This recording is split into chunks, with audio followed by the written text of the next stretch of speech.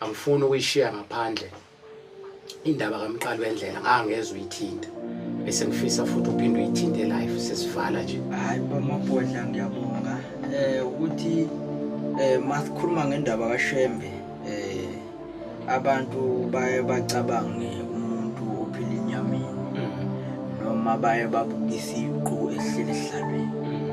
Mase sikhuluma iqiniso akekho wazi uShembe ngamehlo, makukhulunywa ngoShembe kukhulunywa ngomoya.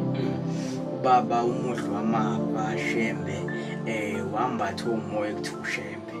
Igama lakhe kahle kahle umprofeti iZashembe uShembe kahle kahle igama uShembe likaMqali wendlela igama lakhe uMqali wendlela ngoba wembathwa umoya okuthiwa uShembe owakakhuma yibo baqhamuka lapha kukhuma.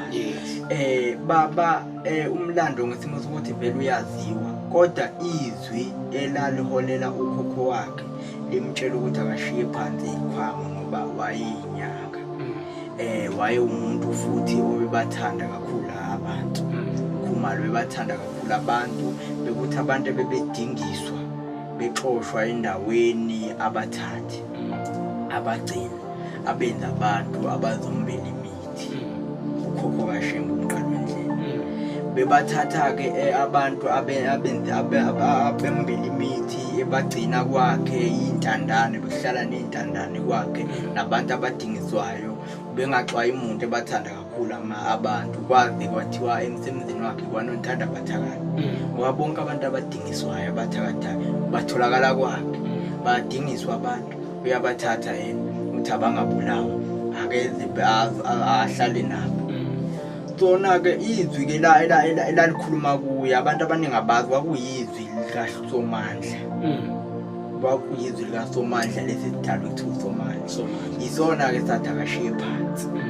Lamtshela futhi ukuthi akahambe ngoba ekhalweni lakhe kukhona abaprofeti kuzinkosi ethunyiwe nawe ukuzobumba izizwe zamaZulu ezochitha igazi akufanele achaphazeleke igazi njengoba bathuthaka bahamba ke baze batholakala lapha endaweni zakoCeza babaze bagcina ngokuhamba kwezimpi baze bagcina sebehamba sebeyaleni uHarry Smith koNtabazi ngenxa yezimpi ngoba izimpi kaZulu zaziyifuduka ziqhubeka njalo kwaze bagcina sebehamba sebeyithola sebengale kuHarry Smith koNtabazi.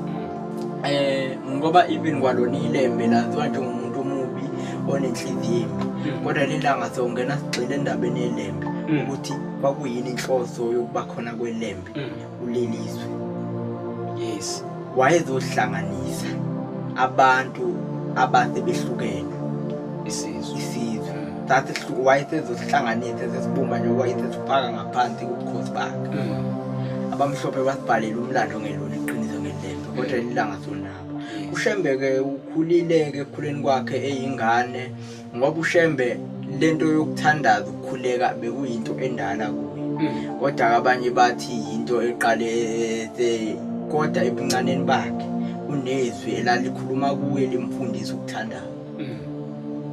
Emncane mawusemncane uyingane awunaki kwaze kwahamba laphinde labuya ke izwi ke laze lagcina selimtshela ukuthi uzohlangana enhlangakazi ezansi eKZN akakwazi kwanhlangakazi lapho ukuthi kuphi.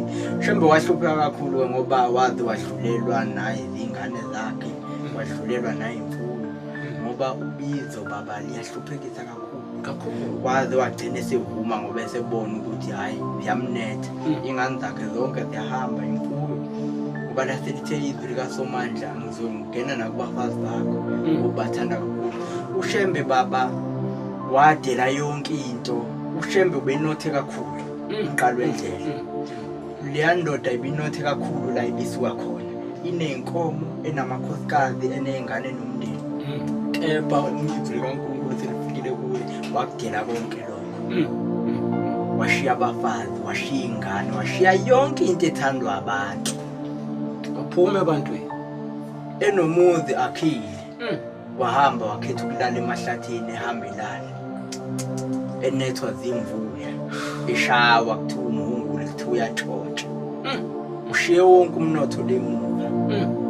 uhluphekile kakhulu uShembe baba. Ngokubizwa. Yebo, uhluphekile uShembe kakhulu efuna intaba yasenhlangakazi. Bemtshela ukuthi le ntaba oyifunayo akubuyi umuntu akuyibuyayo lapha. Beleke inhlangakazi inomlando ngoba lapha bekunezilwane bezikhona kodwa mina ngithi kushuthi kwakuyicebo likaNkulunkulu ukuthi uShembe mhla ehla uyokwehlela lapha kuleya ndawo. Ngoba uShembe umoya not inyama. Manje abantu baye babuka inyama bathi kuthiwa umuntu. Abazi ukuthi makukhulunywa ngoShembe kukhulunywa ngomoya ongapi. Akafi uShembe kuphela ushintsha inyama mayithikhathele lebekade ihleli kuwe ngoba phela siyakhula ambathe entsha empeleni akapi uhleze khona lo moya uthi uShembe njoba namhlanje sesiqweni sesihlanu sika5 njengamanje to lo moya awufi ushintsha ibhanti ngamanye amazwi basho njalo umbathe omunye umzimba uShembe uhluphekile ke kakhulu uningi kokwempilo kaNkulunkulu engeke ngize ngikhulume nekwezinye ngikulona kamoya okwenzeka emntabeni yasenhlangakazi nengingibhuleliwe ngoShembe ukuthi kwenzakalani lapha okunye okungaziwa amaNazaretha okuyiwaba imfihlo kaShembe noNkulunkulu wakhe ngesikhathi embathwa yilo moya ekuthiwa uShembe njoba wathi umesebuya nje uShembe wathi umebuya umoya wakhe wahlukana kaningi uShembe omunye waya phansi kolwandle omunye waye emkhathini omunye waye emathunjini omhlaba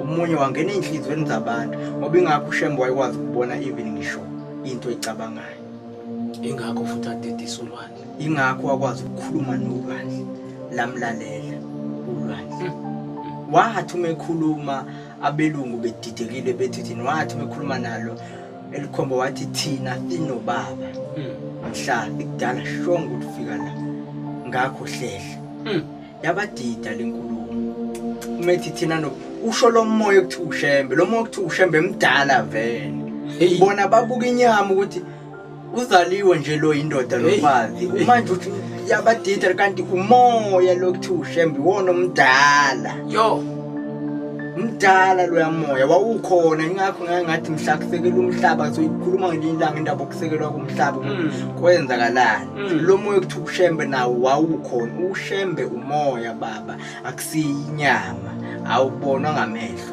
akekho ngathi uyamazi uShembe ngamehlo cha impela ngeke ngakuzwa kwamanye ama-podcast uchaza ukuthi uNkulunkulu idalo zakhe sihlela umhlaba lo moya wawukhona lo moya indlovukazi nomphethukazi ekuyibone ngihlo lenyama noShembe unjalo ekuzimbone ngihlo lenyama kufuneka ihlo la kamoya nalabo abakhethiweyo yebo osomandla ngeke uzibabone lezi dalo omunye uma yibone ngihlo lenyama usangana ikhanda ngaphinda lapha kuba idalwa lezi ekwazi ukubona umenzi wezulu nomhlaba ngamehlo lo thina esingenawo amandla okumelana nokuthi simbone ingakho abantu uke wachaza kwenye indawo ukuthi abakwazi ukuthi bakhuleke kumdali qobo akhuleka kulezi dalwa ezinkulu ngoba izona ezikwazi ukuxhumana na even ngisho imfula uqobo iyakwazi ukuxhumana nomdali intaba ilanga einkanyezi ziyakwazi ukuxhumana nomdali lo wengamele konke ugama lakhe lingaziwa futhi lingenakwaziwa